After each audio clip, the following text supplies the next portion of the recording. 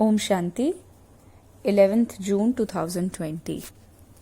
आज की मुरली का प्रश्न है कि संगम युग पर कौन सा वंडरफुल खेल चलता है।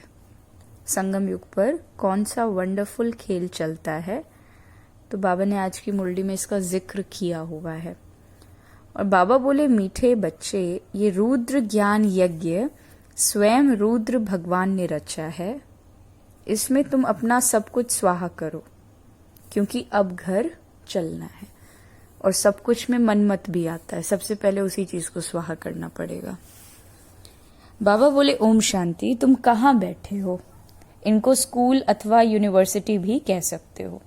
विश्वविद्यालय है ना, सच्चा सच्चा विश्वविद्यालय, जिसमें विश्व की हर आत्मा irrespective of the religion, caste, race, है ना जहां पर जाति, धर्म या रंग के आधार पर कोई भेदभाव होता है, तो सच्चा सच्चा विश्वविद्यालय जिसकी ईश्वरीय ब्रांचेस हैं। बाप ने बड़े ते बड़ी यूनिवर्सिटी खोली है। शास्त्रों में रुद्र यज्ञ नाम लिख दिया है। इस समय तुम बच्चे जानते हो कि शिव बाबा ने ये पाठशाला अथवा यूनिवर्सिटी खोली है। ऊंच ते ऊंच बाप पढ़ाते हैं और ये तो बच्चों की बुद्धि में याद रहना चाहिए कि भगवान हमको पढ़ाते हैं। उनका ये यज्ञ रचा हुआ है, इसका नाम भी बाला है ना। तो बाबा ने इसको स्कूल भी कह दिया और यज्ञ भी कह दिया। बाबा कहते हैं ये तो बच्चों की बुद्धि में रहना चाहिए कि भगवान हमको पढ़ाते हैं, है ना। राजस्व अश्वमेध रुद्र ज्ञान यज्ञ। राजस्व अर्थात स्वराज्य के लिए। अश्वमेध, ये जो कुछ भी देखने में आता है उन सब को स्वाहा कर रहे हैं। शरीर भी स्वाहा हो जाता है, आत्मा तो स्वाहा हो नहीं सकती। सब शरीर मानो स्वाहा हो जाएंगे, बाकी आत्माएं सब वापस चली जाएंगी। ये है संगम युग। बहुत आत्माएं भागेंगी, बाकी शरीर तो खत्म हो जाएंगे। ये है सब ड्रामा। तुम ड्रामा के वश ही तो चल रहे हो। बाप कहते हैं हमने राजस्व यज्ञ रचा है। ये भी ड्रामा प्लान अनुसार रचा गया। ऐसे नहीं कहेंगे कि मैंने ये यज्ञ रचा है। ड्रामा प्लान अनुसार तुम बच्चों को पढ़ाने के लिए कल्प पहले मुआफिक ज्ञान यज्ञ रचा गया है। मैंने रचा है ये भी अर्थ नहीं निकलता। ड्रामा प्लान अनुसार रचा गया है। कल्प कल्प रचा जाता है और ये ड्रामा तो बना हुआ है ना। ड्रामा प्लान अनुसार एक ही बार यज्ञ रचा जाता है। ये कोई नई बात नहीं है ना, नथिंग न्यू। अभी बुद्धि में बैठा है कि बरोबर 5000 वर्ष भी सत्युग था, 5000 वर्ष पहले भी सत्युग था और अब चक्र फिर से रिपीट हो रहा है। फिर से नई दुनिया स्थापन हो रही है। तुम नई दुनिया में राजस्व पाने के लिए पढ़ रहे हो, है ना, अर्थात स्वराज्य, खुद के ऊपर राज्य पाने के लिए ये पढ़ाई है। पवित्र भी जरूर बनना है। बनते भी वही हैं जो ड्रामा अनुसार कल पहले बने थे, अभी भी बनेंगे। साक्षी होकर ड्रामा को देखना होता है और फिर पुरुषार्थ भी करना होता है। बच्चों को मार्ग भी बताना है। मुख्य बात है पवित्रता की। बाप को बुलाते ही हैं कि आओ पवित्र बनाकर हमको इस छीछी दुनिया से ले जाओ। बाप आए ही हैं घर ले जाने के लिए। बच्चों को पॉइंट्स तो बहुत दी जाती हैं। मुख्य बात फिर भी बाप कहते हैं मन मना भव। पावन बनने के लिए बाप को याद करते हैं, ये भूलना नहीं चाहिए। जितना याद करेंगे उतना फायदा होगा। चार्ट रखना चाहिए, नहीं तो फिर पिछाड़ी में फेल हो जाएंगे। बच्चे समझते हैं हम ही सतो प्रधान थे। नंबर वार पुरुषार्थ अनुसार जो ऊंच बनते हैं उनको मेहनत भी जास्ती करनी पड़ती है। याद में रहना पड़ेगा। ये तो समझते हो कि बाकी थोड़ा समय है, फिर सुख के दिन आने हैं। बरोबर हमारे अथाह सुख के दिन आने हैं और बाप एक ही बार आते हैं दुख धाम खलास कर अपने सुख धाम में ले जाने के लिए। तुम बच्चे जानते हो अभी हम ईश्वरीय परिवार में हैं, फिर दैवी परिवार में जाएंगे और इस समय का ही गायन है कि ये संगम ही पुरुषोत्तम ऊंच बनने का युग है। तुम बच्चे जानते हो कि हमको बेहद का बाप पढ़ा रहे हैं। फिर आगे चलकर सन्यासी लोग भी इन बातों को मानेंगे। वो भी समय आएगा ना। तो बाबा कहते हैं कि अभी तुम्हारा प्रभाव इतना नहीं निकल सकता, अभी राजधानी स्थापन हो रही है, टाइम पड़ा है, पिछाड़ी में ये सन्यासी आदि भी आकर समझेंगे। सृष्टि का चक्र कैसे फिरता है ये नॉलेज कोई में नहीं है। बाबा कहते हैं ये भी बच्चे जानते हैं कि पवित्रता पर कितने विघ्न पड़ते हैं, अबलाओं पर कितने अत्याचार होते हैं। द्रौपदी ने पुकारा है ना, वास्तव में तो तुम सब द्रौपदियां, सीताएं, पार्वतियां ही तो हो।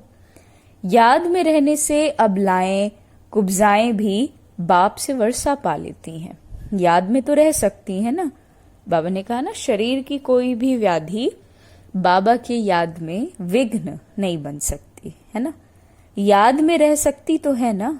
भगवान ने आकर यज्ञ रचा है, इसमें कितने विघ्न पड़ते हैं, अभी भी विघ्न पड़ते रहते हैं। कन्याओं को जबरदस्ती शादी कराते हैं, नहीं तो मार कर निकाल देते हैं, इसलिए पुकारते हैं कि हे पतित पावन आओ, तो जरूर उनको रथ चाहिए जिसमें आकर पावन बनाए। गंगा के पानी से पावन थोड़ी बन सकते हैं, बाप ही आकर पावन बनाए, पावन दुनिया का मालिक बनाते हैं। तुम देखते हो इस पतित दुनिया का विनाश तो बिल्कुल सामने खड़ा है, क्यों ना बाबा का बन जाए, स्वाहा हो जाए। पूछते हैं स्वाहा कैसे हो, ट्रांसफर कैसे करें। बाबा कहते बच्चे तुम इस साकार बाबा को देखते हो ना, ये खुद करके सिखा रहा है। बाबा ने क्या किया, ब्रह्मा बाबा ने कर्मणा सेवा की है ना, मनसा वाचा तो की ऑफ कोर्स, लेकिन कर्मणा सेवा की। जो भी शिव बाबा ने कहा उसको प्रैक्टिकली करके दिखाया। शिव बाबा ने कहा बाबा को देखते हो ना, ये खुद करके सिखा रहे हैं, जैसा कर्म हम करेंगे हमको देख और करेंगे। तो बाप ने इनसे कर्म कराया, सारा यज्ञ में स्वाहा कर दिया। स्वाहा होने में कोई तकलीफ नहीं होती। ये ना बहुत साहूकार ना गरीब था, साधारण था। यज्ञ रचा जाता है तो उसमें खान पान की सब सामग्री भी तो चाहिए ना। अब ये है ईश्वरीय यज्ञ, ईश्वर ने आकर इस ज्ञान यज्ञ की स्थापना की। तुमको पढ़ाते हैं इस यज्ञ की महिमा बहुत भारी है। ईश्वरीय यज्ञ से ही तुम शरीर निर्वाह करते हो। जो अपने को बाबा कहते अर्पण में समझते हैं कि हम ट्रस्टी हैं, ये सब कुछ ईश्वर का है ना, वही अपने शरीर को देखिए। अब घर में इतना धन अनाज सारी चीजें हों, शरीर के क्या है मेंटेनेंस के लिए, ये आसपास जितनी चीजें हैं, बाबा का ज्ञान और योग के अलावा सारी चीजें शरीर की बेहतरी के लिए हैं। तो बाबा क्या कह रहा है, कोई भी काम अगर कोई ट्रस्टी होकर कर रहा है, शरीर निर्वाह कर रहा है, तो वो एक तरीके से बाबा के भंडारी से ही अपने शरीर का निर्वाह कर रहा है। बाबा ने कहा सब कुछ ईश्वर का है, हम शिव बाबा के यज्ञ से भोजन खाते हैं। ये समझ की बातें होती है, यहाँ तो नहीं सबको आकर बैठना होगा ना। इनका सैंपल तो देखो कैसे सब कुछ स्वाहा किया। बाबा कहते हैं जैसे कर्म ये करते हैं, इनको देखकर औरों को भी करना है। बहुत ही स्वाहा हुए, जो हुए वो अपना वर्षा लेते हैं। बुद्धि से भी समझा जाता है कि आत्मा तो चली जाएगी, बाकी शरीर खत्म हो जाएगा। ये बेहद का यज्ञ है, इनमें सब कुछ स्वाहा होना है। तुम बच्चों को समझाया जाता है कि कैसे बुद्धि से स्वाहा कर नष्टो मोहा बनना है। ये भी जानते हो कि ये सारी सामग्री खाक हो जानी है। कितना बड़ा यज्ञ है ना, वहां फिर कोई यज्ञ नहीं रचा जाएगा। सत्युग में कोई इस प्रकार का स्थूल यज्ञ नहीं होगा और ना ही कोई रूहानी यज्ञ होगा। बाबा कहते हैं क्यों, क्योंकि वहां कोई उपद्रव ही नहीं होते। ये सब जो भक्ति मार्ग के अनेक यज्ञ हैं वो सब वहां खत्म हो जाते हैं। ज्ञान सागर एक ही भगवान है, वही मनुष्य सृष्टि का बीज रूप सत्य चैतन्य है। शरीर तो जड़ है और झूठ भी है। क्यों, आज एक शरीर कल दूसरा परसों तीसरा, झूठ का कोई चेहरा नहीं होता ना। तो बाबा वही कहते हैं कि वही मनुष्य सृष्टि का बीज रूप सत्य चैतन्य हमेशा एक जैसा, वो ज्ञान सागर है। बाबा कहते हैं ज्ञान कोई बहुत तो है नहीं, वर्ल्ड का चक्र कैसे फिरता है ये सिर्फ समझाना है। यहाँ बाप तुमको खुद पढ़ाते हैं, कहते भी हैं साधारण तन में प्रवेश करता हूँ, भागीरथ भी मशहूर है। तो जरूर मनुष्य होगा ना जिसमें बाप आएगा। वैसा थोड़ी कि कुत्ते में आकर के ईश्वर भौ भौ भौ करेगा और मनुष्य वो बातें, या कुत्तों के लिए वो ज्ञान होगा, या किसी बैल में नंदीगढ़ में आएगा। वही बाबा कह रहा है मनुष्य में ही आऊंगा ना। उनका एक ही नाम चला आता है शिव, और सबके नाम बदलते रहते हैं, इनका नाम नहीं बदलता। बाकी भक्ति में न जाने कितने नाम रख दिए है ना, बबूलनाथ कह दिया, विश्वनाथ कह दिया। यहां तो है ही शिव बाबा। शिव कल्याणकारी कहा जाता है, भगवान ही आकर नई दुनिया स्वर्ग की स्थापना करते हैं, तो कल्याणकारी ठहरा ना। तुम जानते हो भारत में स्वर्ग था, अभी नर्क है, फिर स्वर्ग जरूर होगा। इनको कहा जाता है पुरुषोत्तम संगम युग, जबकि बाप खिवैया बनकर तुमको इस पार से उस पार ले जाते हैं। अब ये है पुरानी दुख की दुनिया, फिर जरूर नई दुनिया होगी ड्रामा अनुसार, जिसके लिए तुम अभी पुरुषार्थ करते हो। बाप की याद ही तो घड़ी घड़ी भूल जाती है ना, इसमें ही मेहनत है। बाकी तुमसे जो विकर्म हुए हैं उनकी सजा कर्म भोग के रूप में भोगनी तो पड़ती है। कर्म भोग अंत तक भोगना ही है, उसमें माफी नहीं मिल सकती है ना। लेकिन शिव बाबा कहते हैं योग बल से अपने कर्मों को चुकतू करो, अपने जो भी कर्म भोग हैं उनको योग बल से, यानी शक्ति मिल जाएगी उन चीजों को अच्छी तरीके से पास विद ऑनर करने के लिए। बाबा कहते हैं ऐसे नहीं कि बाबा क्षमा करो, कुछ भी नहीं, ड्रामा अनुसार सब होता है, क्षमा आदि नहीं हो सकती, हिसाब किताब चुकतू करना ही है। अब तमो प्रधान से सतो प्रधान जो बनना है, इसके लिए श्रीमत भी मिलती है कि श्री श्री शिव बाबा की श्रीमत से तुम ऊंच बनते हो। ऊंचते ऊंच बाप तुमको ऊंच बनाते हैं ना, तुम अभी बन रहे हो। तो अभी तुमको स्मृति आई है कि बाबा कल्प कल्प आकर हमको पढ़ाते हैं, आधा कल्प उनकी प्रालब्ध मिलती है। सृष्टि चक्र कैसे फिरता है उस नॉलेज की दरकार नहीं रहती, कल्प कल्प एक ही बार बाप आकर बतलाते हैं कि ये सृष्टि का चक्र कैसे फिरता है। तुम्हारा काम है पढ़ना और पवित्र बनना, योग में रहना है ना। जब कोई बच्चा स्टूडेंट लाइफ में पढ़ाई करता है तो उसका कनेक्शन भी सब क्या सिखाते हैं, दीन दुनिया को भूल जाओ, अपना काम करो, पढ़ाई करो, सब कुछ भूल कर बस पढ़ाई करो, कोई व्हाट्सएप, कोई डिस्ट्रैक्शन, कुछ भी नहीं। बाबा भी तो कुछ वैसी बात करता है, तुम्हारा काम है पढ़ना और पवित्र बनना, योग में रहना है, कनेक्शन में रहना है। बाप के बनकर और पवित्र नहीं बनेंगे तो 100 गुणा दंड पड़ जाएगा, नाम भी बदनाम हो जाएगा। गाते भी हैं सतगुरु का निंदक तो ठौर ना पाए, मनुष्यों को पता नहीं कि ये कौन है। सत बाप ही सतगुरु, सत टीचर होगा ना, और तुमको पढ़ाते हैं तो वो सच्चा है, सच्चा सतगुरु है। जैसे बाप ज्ञान का सागर है, तुम भी ज्ञान के सागर हो ना। बाप ने तो सारा ज्ञान दे दिया, जिसने जितना कल पहले धारण किया उतना ही करेंगे। पुरुषार्थ करना है, कर्म बगैर तो कोई रह ना सके। कितने भी हठ योग आदि करते हैं वो भी तो कर्म है ना, ये भी एक धंधा है आजीविका के लिए। नाम होता है, बहुत पैसा मिलता है, पानी पर आग पर चले जाते हैं, सिर्फ उड़ नहीं सकते, उसमें तो पेट्रोल आदि चाहिए, लेकिन इनसे फायदा कुछ भी नहीं है, पावन तो नहीं बनते ना। साइंस वालों की भी रेस है, उनकी है साइंस की रेस और तुम्हारी है साइलेंस की रेस। सब शांति मांगते हैं, बाप कहते हैं शांति तो तुम्हारा स्वधर्म है, अपने को आत्मा समझो तो अपने घर चलना है ना शांति धाम, ये है दुख धाम। हम शांति धाम से फिर सुख धाम में आएंगे, ये दुख धाम तो खलास हुआ ही पड़ा है। ये अच्छी रीति धारण कर फिर औरों को धारण कराना है। बाकी थोड़े रोज हैं, वो पढ़ाई पढ़कर फिर शरीर निर्वाह अर्थ माथा मारना पड़ता है। तकदीरवान बच्चे फौरन निर्णय ले लेते हैं कि हमें कौन सी पढ़ाई पढ़नी है, उस पढ़ाई से क्या मिलता है और इस पढ़ाई से क्या मिलता है। इस पढ़ाई से तो 21 जन्मों की प्रालब्ध बनती है, तो ख्याल करना चाहिए कि हमको कौन सी पढ़ाई पढ़नी है। जिसको बेहद के बाप से वर्षा पाना है वो बेहद की पढ़ाई में लग जाते हैं, परंतु ड्रामा प्लान अनुसार कोई की तकदीर में नहीं है तो उस पढ़ाई में ही चटक पड़ते हैं। ये पढ़ाई पढ़ते ही नहीं है ना, कहते हैं फुर्सत नहीं है। बाबा कहता है ना कई बार, वो पढ़ाई एक पल को छूट जाए लेकिन ये पढ़ाई ना छूटे। कहने का मतलब बैलेंस करना सीखो, इतना ज्यादा ही अपने दुनियावी जिस्मानी पढ़ाई में ना लग जाओ कि रूह को शक्तिशाली बनाने के लिए कुछ करो ही ना, है ना। बाबा पूछते हैं कौन सी नॉलेज अच्छी है, उनसे तुम्हें क्या मिलेगा और इनसे क्या मिलेगा। कहते हैं बाबा जिस्मानी पढ़ाई से क्या मिलेगा, थोड़ा करके कमाएंगे, यहां तो स्वयं भगवान पढ़ाते हैं। हमको तो पढ़कर राजाई पद पाना है, तो ज्यादा ध्यान किस बात पर देना चाहिए। कोई तो फिर कहते बाबा वो कोर्स पूरा कर फिर आएंगे।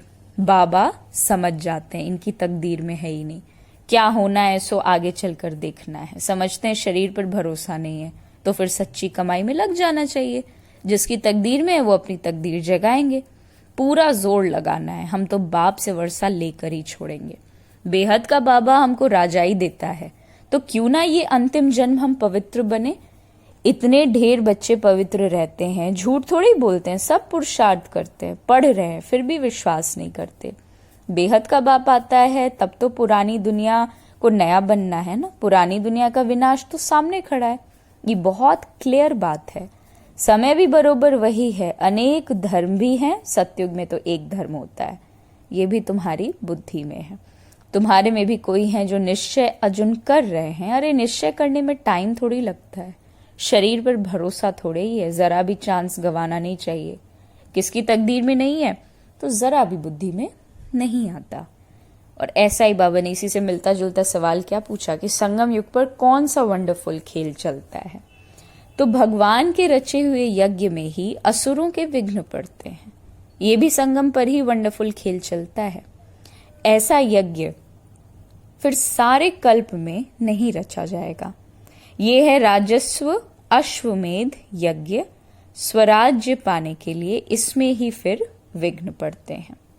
सीधी बात है, कोई अच्छा कार्य कर ही नहीं रहे हो तो विघ्न नहीं पड़ेंगे, है ना। और सबसे श्रेष्ठ कार्य करना है तो उसमें सबसे ज्यादा पुराने संस्कार, पुराने बिलीफ सिस्टम्स वाले लोग उतना ही चैलेंज पुट करेंगे। अच्छा, मीठे मीठे सिकिलधे बच्चों प्रति माता पिता बाप दादा का याद प्यार और गुड मॉर्निंग। रूहानी बाप की रूहानी बच्चों को नमस्ते। हम रूहानी बच्चों की रूहानी बाप दादा को याद प्यार, गुड मॉर्निंग और नमस्ते नमस्ते। धारणा के लिए मुख्य सार वही है कि सच्ची कमाई करके 21 जन्मों के लिए अपनी तकदीर को बनाना है। ये डिसीजन मेकिंग भी चाहिए बुद्धि को। शरीर पर कोई भरोसा नहीं, इसलिए जरा भी चांस मत गवाना। नष्टो मोहा बनकर अपना सब कुछ रुद्र यज्ञ में स्वाहा करना। क्यों? क्योंकि बाबा ने बहुत अभी रिसेंटली कुछ दिन पहले मुरली में कहा, ज्ञान का सार है पुरानी दुनिया की सब बातों को छोड़ दो, अपने को अर्पण कर ट्रस्टी होकर संभालना है, साकार बाप को फॉलो करना है। वरदान में आज बाबा ने कहा महान आत्मा भव। और महान कौन? सीधे बाबा ने कहा कि ग्लानी करने वाले को भी, सुनो, ग्लानी करने वाले को भी गुणमाला पहनाने वाले इष्ट देव महान आत्मा भव, है ना। देवता के लिए कोई गाली देगा तो हम इमेजिन भी नहीं कर सकते कि देवता उसे भी गाली देगा या उसको अपमानित महसूस कराएगा। तो बाबा कहते हैं जैसे आजकल आप विशेष आत्माओं का स्वागत करते समय कोई गले में स्थूल माला डालते हैं तो आप डालने वाले के गले में रिटर्न कर देते हो, ऐसे ग्लानी करने वाले को भी आप गुणमाला पहनाओ तो वो स्वतः ही आपको गुणमाला रिटर्न करेंगे। क्योंकि ग्लानी करने वाले को गुणमाला पहनाना अर्थात जन्म जन्म के लिए भक्त निश्चित कर देना, और वो हृदय से, दिल से, बिल्कुल स्वीकार वाली अवस्था में। ये देना ही अनेक बार का लेना हो जाता है। यही विशेषता इष्ट देव महान आत्मा बना देता है। स्लोगन है, अपनी मनसा वृत्ति सदा अच्छी पावरफुल बनाओ तो खराब भी अच्छा हो जाएगा। ओम शांति।